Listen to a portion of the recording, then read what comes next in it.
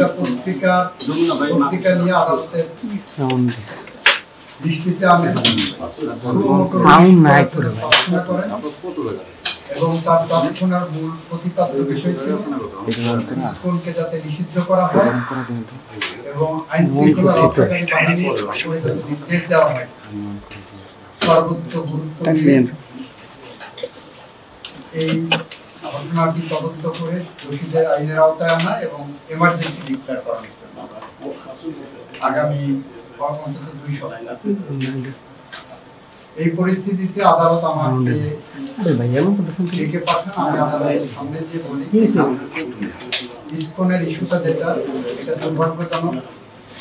যে আইনজীবী এটা এনেছেন তার হৃদয়ে যে রক্তক্ষরণ হচ্ছে, এই রক্তক্ষরণ এটা অনাকাঙ্ক্ষিত ঘটনা। এই ঘটনা একটি ক্রিমিনাল অফেন্স। সরকার গুরুত্ব সহকারে এই ঘটনাটিকে দেখছেন এবং এইটার যথাযথ আইনি পদক্ষেপ সরকার নেবেন।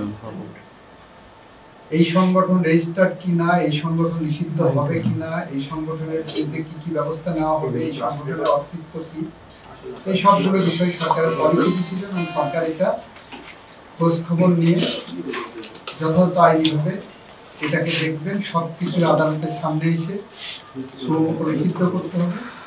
এই প্রক্রিয়ার সাথে আপনাদের জুডিশিয়াল রিভিউ সেটা যাওয়া উচিত না বলে আমি মনে করি।